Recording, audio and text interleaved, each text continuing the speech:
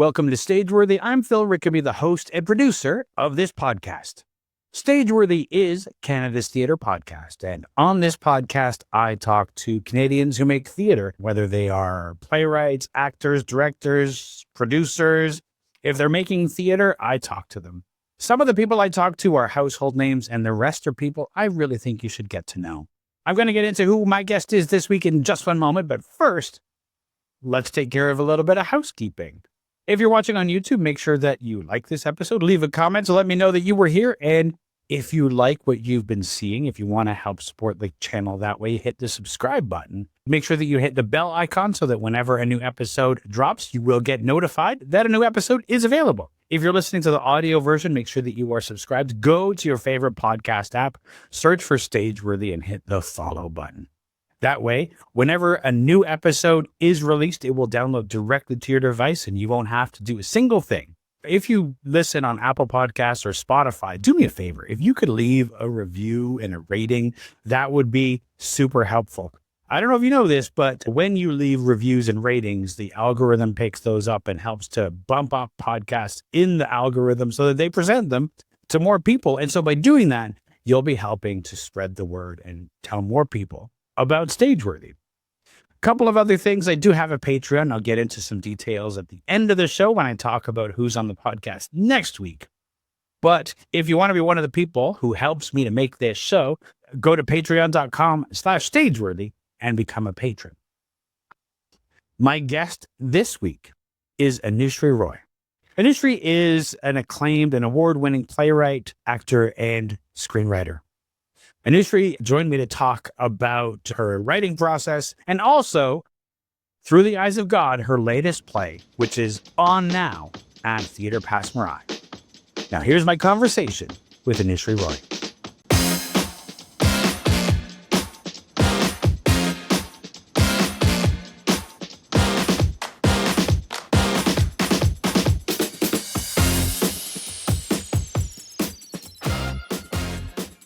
Anusree, thank you so much for joining me.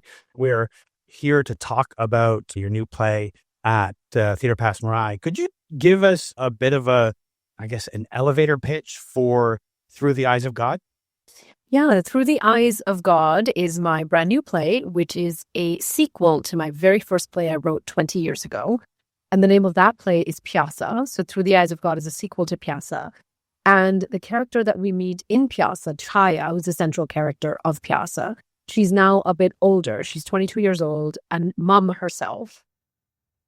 And in Through the Eyes of God, we follow her. And essentially, Through the Eyes of God is a story about a mother's desperate attempts to get their child back. And the child has been kidnapped. And essentially, it's how far is a mother willing to go to do what is necessary to get the child that she loves back. And the audience kind of watches right from the beginning to see if she can achieve the goal that she sets out for herself to achieve it by the end of the play. You mentioned that we're revisiting Chaya's story from Piazza, and that was almost 2 decades ago that the first play came out. Is there something that called to you to make you want to revisit Chaya again? No, to be honest, not at all. In fact, when I started writing this play, I wrote it as an independent play that had nothing to do with the first play. The material wasn't different, but it was written for a different character in mind. It was about this mother who was in search of her daughter, and it was a very kind of organic process. And at the end of writing this play that was in development for a few years, I started to get these very visceral dreams and very visceral kind of gut feeling that this new play that I wrote, Through the Eyes of God, belonged to part one. And for context, I'm like a very organized writer. I'm not chaotic energy. I'm not this belongs here, the move that here. I'm just not like that at all. I've been doing this for 2 decades. I have a very kind of patented kind of process, which is very organized and meticulous. If it's a way, kind of, I like doing my things a certain way. And so to me, I was like, what do you mean this? I was getting these dreams, these feelings that this play belongs to part one. And I thought, it can't be. Like, there's no way. So then I sat with part one because, as an artist, as somebody who is in service of the art and not myself, I have to follow those nudges. I have to follow those feelings. I have to follow the reality of where my show is, my stories want to take me. And I revisited part one and I thought, yep, I can see why this is so. So I sat down to do revisions and kind of really see what the show wanted it to be, how the story wanted to come. And then I called my director and then my producer and then the actor to tell them, kind of this is where I'm at. And this is what's happening. And they were incredibly supportive. And then I did revisions again and kind of we did some more workshops. And I, really sat with both plays to find where essentially the stories meet and why it was important for the play to be connected to the first one. So that's how the sequel came about. And I actually do think it's a trilogy, that there is a third play out there. And I'm waiting to receive it from the universe. That's fascinating because, having not considered the possibility of there being like a duology, now thinking of it as a trilogy, this is quite a change. What was it about the story of Through the Eyes of God that made you feel like it did belong to Chaya? What was it about her story that it needed to be the continuation? It wasn't anything that made me feel it belonged to Chaya. I just started to get these very strong feelings and dreams and visions whenever I sat with the play. It wasn't my doing at all. I wasn't sitting there going, I think this needs to be a part one. It just, I suddenly started to get these dreams at night, or when I would sit with the play, I started to get this, or go for walks. I started to get this very strong feeling that this play actually belongs to part one. And that's something, I always say as an artist, if you really are an artist, you are in service of the art, not yourself. And when a piece of music or a piece of story or a piece of, anything that you're working on, film or anything, demands you to revisit something for a reason beyond your understanding, you have to sit down and do the work. And exactly what happened. It sounds like it was a real process to do that, to get to that point. Who was more resistant to the idea? Was it you? Was it the producer, director? What was the process of changing this from something that was unconnected to part one to something that was a continuation? What was that process, both, at least not just from the writing of it, but like from the production of it?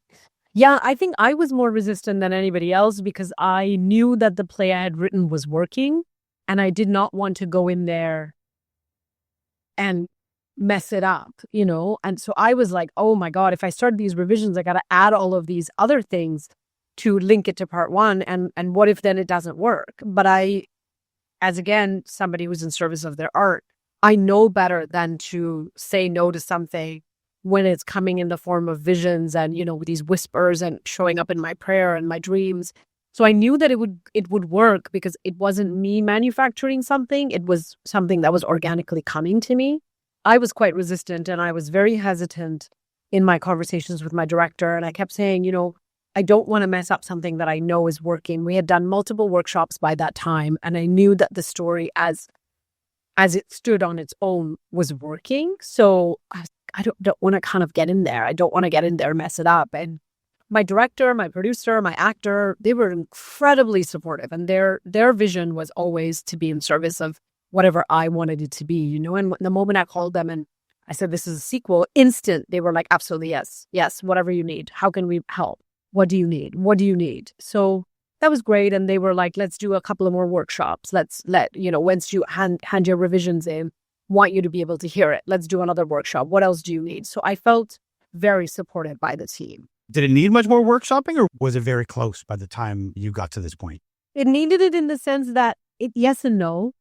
Yes, in the sense that, whenever you're changing anything to a script, especially something that was quite locked in right from the beginning, you want to hear it. You want to hear where it's flowing. You want to hear what's working. You want to hear what's not working. And especially in an Anusree Roy script, pace is everything. My shows are highly, choreographed with pace in the sense that My characters are very unsentimental. They're in their own pace and they're speaking in their own pace. So when you're adding additional plot points, I didn't want anything to slow it down, So to have another workshop, to be able to hear it was very helpful, and to kind of see where it was landing was super, super helpful. So I'm grateful for that. When somebody is coming to see this show, if they have not seen the first play, are they at a disadvantage? Is it just like you would, if you had seen the first play, you would understand a bit more nuance? I think, one of the things that's really effective about the show is it is a standalone play. And it was really important to me that it remain a standalone play, because what I don't want to happen is audiences that haven't seen Piazza from 20 years ago not understanding what's going on. I wanted the audience to really experience Through the Eyes of God as a standalone show, and anything that's referencing what came before is only in relation to where the character stands now, So it isn't a audience getting confused, not sure what the backstory is. None of those things are true. So I'm grateful that Through the Eyes of God is a standalone play. And I'm grateful that, even though it belongs to, it's right in the middle of a trilogy, it still serves the purpose that if you only want to produce Through the Eyes of God and not what came before or what came after, you can still do it. And it works as a standalone show. Now, the sense that it is a trilogy, this feeling that's sort of like in the back of your heart almost, do you have a sense of what that is yet, or will Chaya tell you? Chaya will for sure tell me. So I am absolutely staying out of the way, as I always do with my work, with my plays. I'm absolutely staying out of the way. When it'll come, and everybody's been joking in the theater, saying to me, "Oh my God, please don't tell us it's going to be 20 more years for you to write the third part." I mean, and I know they're joking, but my honest answer is, if it is, it is. I'm historically known to never get in the way of my plays. I'm very stubborn about that. But I do have an ending in mind that I do think is the ending. I don't know if that is what it will stay as, or if that's what Chaya wants the show to be. I don't know. It's her life story that's being written through me. So I'm most definitely in service of her story than I am in service of writing a new play. So I think Chaya will tell me when it's time. And if it honestly does take another 20 years for it to arrive, it so be it. If it's next year, it'll be next year. And I don't rush these things, like it's not a television show. I'm not on a made up deadline because there's press out there or you're trying to hit the next season. I'm not, like, there's no way, Right. So it is what it is. And until it comes, I'm just going to be sitting here being in service and being available. Now, you mentioned staying out of the way of your plays and not getting in the way. And that, I think, is one of those things that can be difficult for a playwright sometimes. Some playwrights have a better time of it than others. Is that something that you came to on your own, or was that something you had to practice doing? I think I've always been that way, if I'm being really honest. I knew when I was 5 years old what I wanted to be. My earliest memory of my work is linked to when I was 5, and I knew who I was. I knew what I wanted to be. I knew who I would be. I knew I would be an artist. I knew I would be exactly the kind of art that I'm doing right now. I've always had a very strong awareness of my own identity in relationship to my art. And I've always just known that I am in service of, I'm channeling, I'm listening, I'm writing. I pray a lot when I write. I walk around. I ask the characters what they want to be. I ask the characters who they are. It really is like I've heard of musicians say that, where they like sit and wait for the music to come and they write it down. And that's exactly my process with writing. I have done that with every single thing that I have done, as I really try not to get in the way. And I don't manufacture things for the sake of it. It's very rare, very rare. I've done it once in a while, where after a whole thing has finished, everything and in production, I've changed. Like I did it for Trident Moon, where, after production in the publication draft, the draft that I just sent to the publisher, I rewrote like 2 jokes to make them better, but I don't do that at all. It's just not who I am when I'm writing the play. Production and publication are different things than when you're actually writing what the character wants you to write, and it's a responsibility, I feel. And I think because I always knew I was privileged to be an artist, I always knew that what I received from God is I didn't earn my talent. It was given to me. What I did earn is my skill set of polishing it and showing up with humility and doing the work. I'm very disciplined. So that's my part. But to be a writer is not earned. I didn't earn it. Like, sure, I went to school and all those things, but it was given to me. So as a caretaker of the work, I have to be in service. I want to ask you about the change to Trident Moon, which we will come to in a second. But did those 2 jokes that you wanted to rewrite, was that just from repetition of hearing the jokes and realizing in performance that they needed to punch up, or what happened there? Since it's something that you don't usually do, I'm very curious. Yeah, that's exactly it. Is when I was on stage with the show, I remember thinking, oh, this actually could be better, but I had already met the audience and I wasn't going to change the jokes, obviously, after we opened. But I remember thinking, oh, it could actually be better if it was XYZ, So in publication, I thought if I changed 2 jokes where I made it more like funnier, like and I made it more kind of in service of the character, and those are the only 2 things I changed after the fact. Jokes can be very important. They can be the thing that releases the tension that an audience is feeling. And in a play like Trident Moon, which is a political thriller set during India's partition, which is a very tense and it's sometimes brutal story, you would need the jokes to really diffuse that tension. Now, that story of Trident Moon, of dealing with that time of partition, was that something that you had a story that you wanted to tell for a long time, or was it something that you shied away from? Because I know some families, my girlfriend's family has roots in India, and her family almost never discussed partition. Yeah. I was raised by war survivors. My father's side survived World War II, and my mother's side, partition. And I mean, everybody survived all of those things. But what I mean by that is to say that they were impacted by it quite a lot. And I was raised in a household where we talked about World War II and the partition as dinner table conversations. It was very steeped in my reality. I grew up hearing about all of it from a very young age. So I always knew, and if you look through all my work, or read my plays or see them, there's a lot of talk about the war. Letters to My Grandma was inspired by World War II and the partition. So I've always discussed it. So it wasn't kind of a novelty thing that I was saving to talk about. And it never felt to me something that, it's really important. It felt like it's who I am. It's an extension of who I am. It's an extension of things I want to talk about. So it didn't feel as like a separate thing that I was saving to talk about. It's seeped in my work in many different instances. And I've talked a lot about it, in context many, many, many, many times. So it was only natural that eventually I would one day write about it. Mm.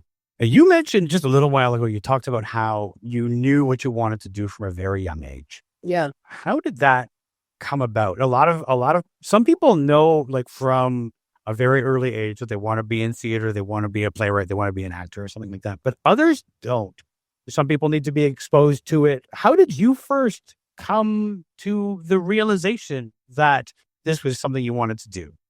My earliest awareness of it was being in a family that really encouraged me telling stories. My uncle in Kolkata, his name is Mr. Anusree Roy. He is an actor. He is a voice artist.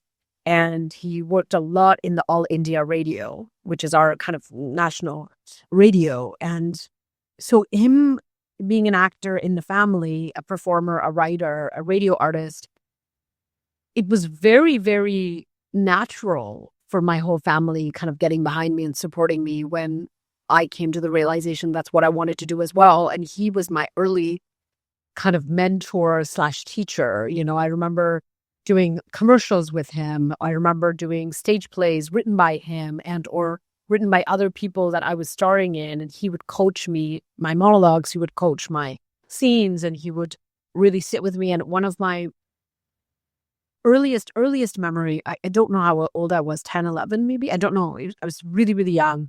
And I was up for a role, and I had a big monologue that my uncle and I sat down at our downstairs. We had this little office room, and we were just working on the monologue. And I remember him coaching me and him saying to me, if you want to have a career, inspiration doesn't mean anything. It's just discipline. Discipline is where you have a sustained career. And I remember coming upstairs with him to the whole family. We lived in a huge, huge family, 9 people at all times. And him telling everybody at the dinner table, she's really, really good. And everybody just believing him and going, oh, that's amazing.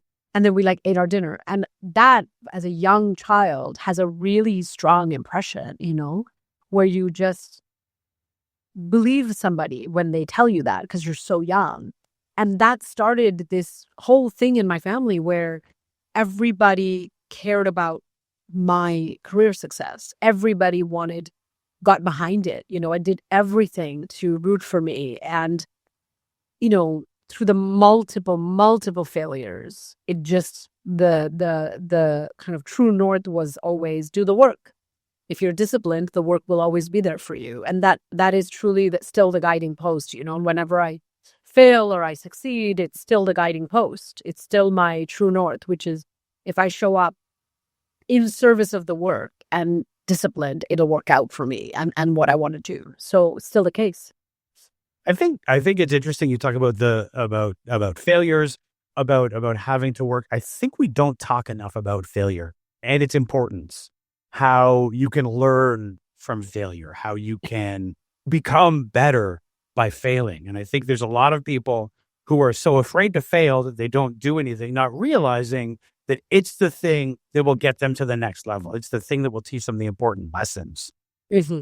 And for yourself, I mean, having already been told and had the backing of your family, do you have a recollection of how you first started to deal with failure? Yeah, my initial rush with failure, that was instantly a huge part of my life, was I'm dyslexic. And I, as a writer, being dyslexic is kind of very ironic. Mm. And I grew up with an undiagnosed learning disability in India, and I had a very, very, very tough time in the school that I was in. I failed constantly. I failed, consistently so many subjects that I ended up failing grade 8 and had to repeat that, which was one of the most profoundly humiliating period of my life as a young adult. Not an adult, actually, as a young child. It was really humiliating to not continue on to grade 9, to stay back in grade 8, repeat the entire year. Dyslexia plagued me, crippled me, to not be able to read. I used to feel like an illiterate because I couldn't read. I couldn't read a sentence because I was so crippled by dyslexia. And not knowing what it is, never diagnosed dyslexic in India. Nobody ever stopped to consider what's wrong with me. Why can't I read? Why can't I spell? And it was just so much pressure to do better, pass the grade. And the teachers were just so horrific. And I really, really struggled. And I think failing grade 8 was one of those devastating things that can happen to a young person who can't read. So because I think I faced early and consistent challenges that didn't relent up until I moved to Canada when I was 17.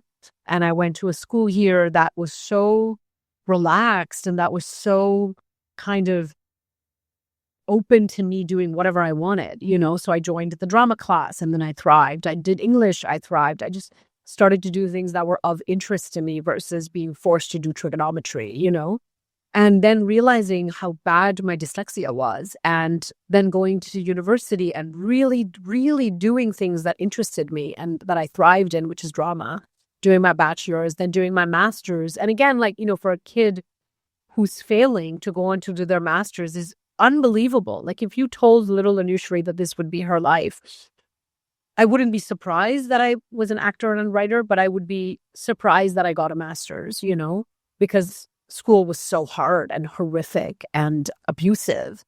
So that turning point for me, I think because failure had always been such a big part of my life, I had become friends with it. And so I have always had profound gratitude for the success I've achieved, because I knew the cost. I knew what it cost me, to have the success I have today. And I knew that I could never take it for granted, When did the dyslexia get diagnosed for you? Never. I've never had an official diagnosis. All I know is, D is a B and Y is upside down and A is upside. It's just every letter was just a different shape. And I would always say to my mom, the words are dancing on the page. And I couldn't read because they looked like blocks of letters, like literally looked like I couldn't spell words because they were just blocks that I couldn't push through, And I realized that I was dyslexic when I came to Canada. And I started to really investigate what is going on. Like, why am I not able to put words together, why is spelling so hard? And it was only when I came to Canada that I had the awareness of what was going on. Learning disabilities are so hard. I mean, I grew up, I was in public school in the 70s and I had a math problem. And I spent ages believing that I was just dumb. And then later on, I was diagnosed with something called a math perception problem, but it didn't have a name. Yeah. And it wasn't until I heard, and only recently, that there's an actual name for it called dyscalculia, which suddenly made me feel like, oh, okay, this is an actual thing. It's not just me. But having grown up in the time that I was in school, and there is no real support for that, except that people just think you have to work harder at math, much like you were told to do with English. I think that it could be it can really push you down. Oh yeah. Yeah. And then to not have the support, like I wish I grew up now because my sister is a vice principal and I see the amount of support she gives her students who have some sort of disability, like the volume that's available. And I'm not suggesting at all, even now, that it's equitable, but there's a lot more that's available than it was for me in the 90s in India. Yeah. Yeah. It absolutely is. It took a long time for those kinds of things to happen instead of just like telling a child to work harder. That's right. That's right. I wanted to move on just a little bit because you have, in addition to your playwriting, you've been working in television and in writers' rooms, and there's a lot of shows on your CV that you have worked on. But one thing that I'm curious about is what playwriting taught you that you were able to take into a writer's room. Yeah, it's character building. So in a writer's room, the pace is super fast. Deliverables are like mile a minute. And there is so much pressure to break a story from structure, right? Because you've got to meet the, teaser, you've got to have an exciting teaser. You've got to have, and especially if you're writing for some of these big streamers, there's a 5-second rule, there's a 7-second rule, there's a 14-second rule. It all has to be super exciting and jugular. And then you're writing to acts. You're writing to the act 1 end, the act 2 end. Even though in a streaming service there are no conventional acts, you're writing to it all the time. So there's a pressure to break fast, break from structure, make it interesting. But when you walk in as a playwright and that is your specialty, where you grew up in developing character, you become somebody that people can rely on, who can create complex characters. And I think that really, really helped me when I came into a television room as somebody who knew character work inside out. Is there a culture shock coming into a writer's room and having to write to these specific beats, these acts, or Yes. Oh my God, yes. It took me my first 6 years was like misery. I was like, I don't even, what am I doing here? None of this makes sense. And I couldn't find my way in, you know? And I remember always, like, for 6 years, I was like, what is going on? I'm like underwater, drowning. I don't understand how people write this fast. I don't understand how it's moving a mile a minute. How incredibly impressive it is for writers who write for television professionally to hold 7 different versions of the same story in their head and revising for network notes over and over and over again while trying to keep the heart of the story the same. You know, like I was like, I don't understand what's going on. And it took me, like, honestly, the first 6 years, I was like, this is insane. But I kept coming back because whenever I would sit to pray, I would get this gut feeling that, like, you have to keep doing this. It'll work out. You have to keep doing this. But it took like 6 years of trying to understand what the hell was going on to finally feel like I belong. Is there ever somebody who will say, like, this is how it works? Or do you just have to, like, watch the whirlwind around you and figure it out on your own? You have to watch the whirlwind around you and figure it out on your own. Right. There isn't somebody that has the time to say, this is how it works, you know? Right. Because it's all so fast and furious. So and when I, started, my first show was in 2013 that I did. And then I think 2015, 16, 17, I stepped away from television because I was dealing with some personal health things. And then when I kind of came back to it again after a 3-year break, I just had to figure it out. I had, like, dived in and I was like, oh my God, what is going on, you know? And took me a long 6 years to kind of feel like I had my feet, kind of, I had soil under my feet again. And that was just time?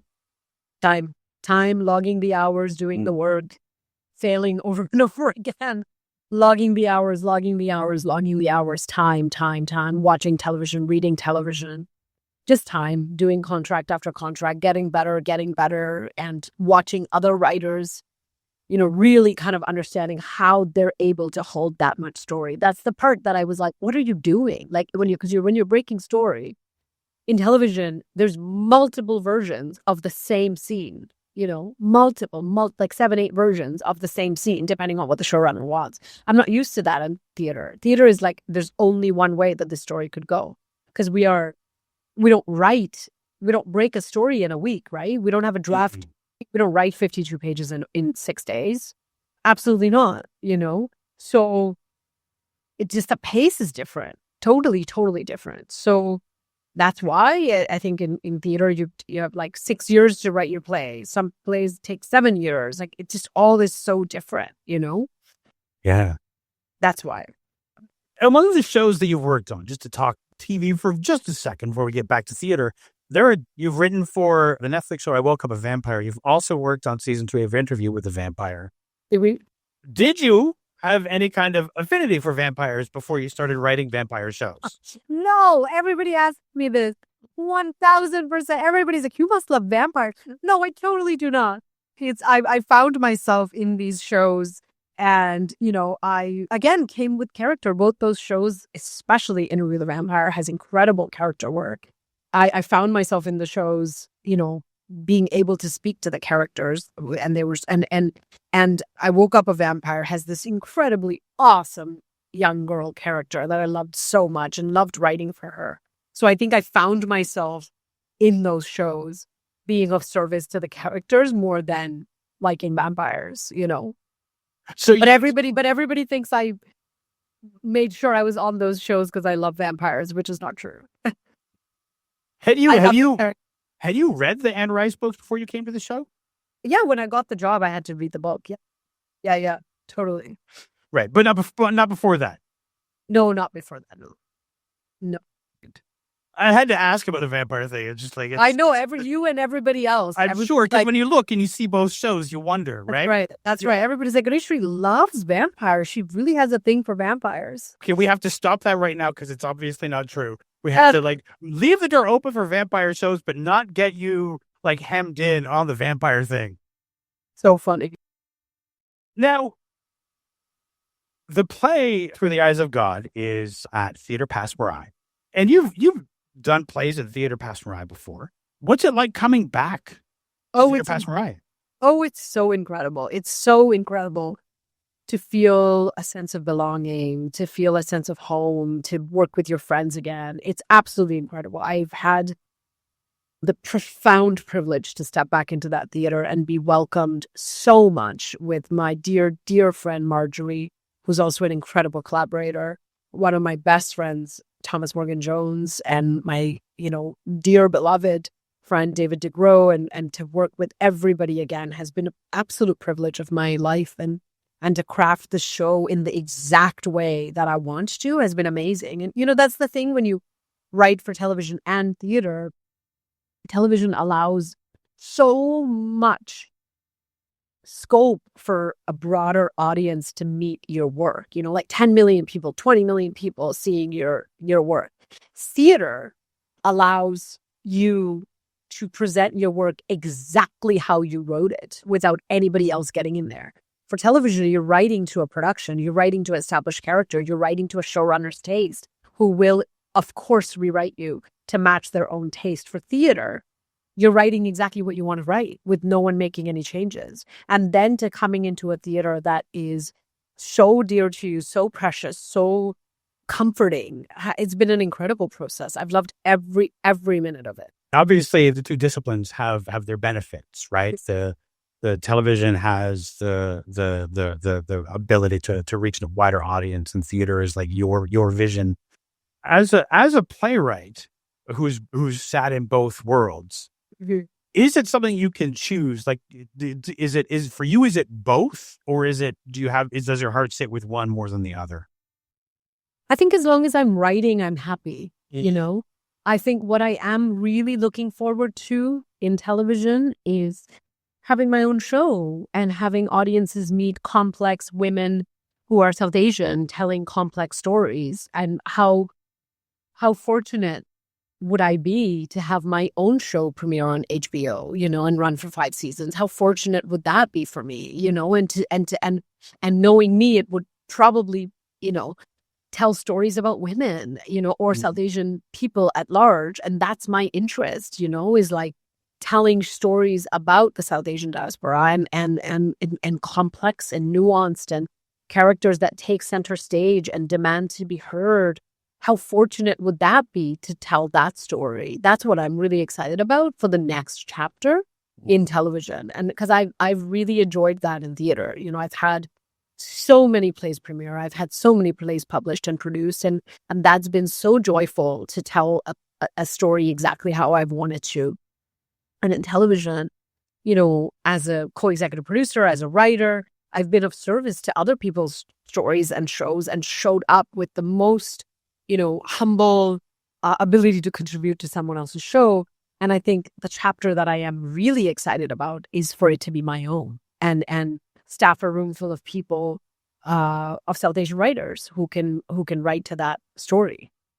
When you first entered the world of television writing, is the idea of that something that you would have ever dreamed of? Having my own show? Yeah. Oh, of course. Beyond a doubt. Are you kidding? Of course. That was always the plan. That is always the plan. That is always the vision. I knew that would be so right from the beginning. I just didn't know when, I knew that just with, as I told you, I've known my life from a very young age. I just didn't know when things were aligning, and I still know that to be true. I just don't know when or how. I know that it is so. I just don't know what the pieces are to get there. Yeah. Just as we sort of approach the end of our conversation together, thinking about Through the Eyes of God and as it is being performed at the Theatre Passe-Muraille, is there something that you have discovered in performance that you didn't expect? I think in performance, there is a moment where Gabriella Sundar-Singh, the wonderful, incredible actress Gabriella Sundar-Singh does that I didn't expect, where there's a character that makes a joke.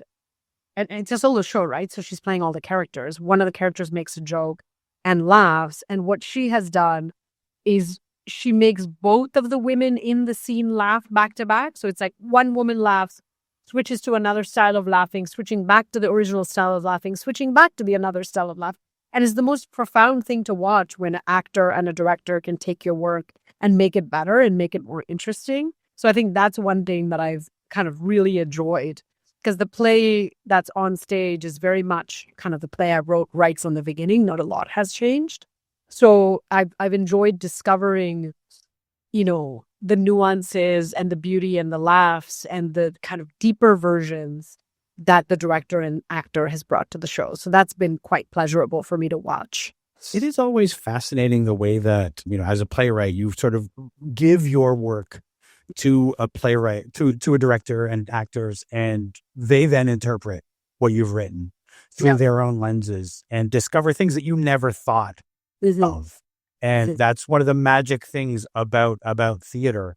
And it must happen all the time in every single one of your plays. There must be a moment similar to that.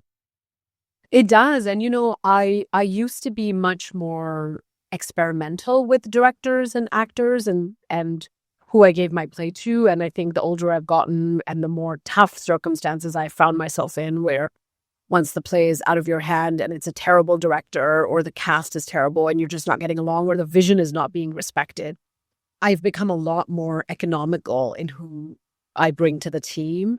But regardless whether it was a tough process or a very easy one, like Through the Eyes of God, and very aligned process like Through the Eyes of God, it is always the same, wherein somebody really does surprise you and makes the work richer or better in a way that you didn't expect it. Well, Anusree, thank you so much for joining me. I really appreciate it. And I'm so glad we were able to make this happen. For sure. Thank you for your time. I appreciate it. Thank you for listening to this episode of Stageworthy. I'm going to tell you about who my guest is next week in just one moment. But first, as promised, let me tell you a little bit about the Patreon. I can't do this show without the people who've chosen to back me on Patreon. As you may know, Stageworthy is in its 10th year. And for most of the history of this program, I have paid for everything. Even though a podcast is available to you for free, there are some costs involved with making a podcast. It costs money to have a website. It costs money for audio hosting and distribution. It costs money for editing software. It costs to have transcripts. And I'm working on adding transcripts to the back catalog because of my patrons, I've been able to pay for some transcript services. So that's great. And I can add those to all the episodes going forward. I'm working on adding to the back catalog, but that all costs money. And all of that to say is I'm only covering the costs of making the program at this point. So all the time and effort of scheduling interviews, doing the interviews, editing, and all the work that goes into getting this podcast out into the world, behind the scenes, that is all I'm paid for. And so if you want to help me to make this program, go to patreon.com/stageworthy and become a patron. Patrons get early access to episodes. We'll have some conversations about things in the theater industry. And also, the more people who join, the more we'll be able to do on the Patreon. So if you want to be one of the people that helps to make this program, then please go to patreon.com/stageworthy and become a patron. Next week, my guest is Virginia Woodall. And Virginia is a producer at the Toronto Sketch Comedy Festival, which is, as it sounds, it's like the Fringe Festival, but for sketch comedy. And I think with Toronto's rich history of sketch comedy, it's a really valuable and important part of our theater ecosystem. So tune in next week to learn more about the Toronto Festival of Sketch Comedy with Virginia Woodall.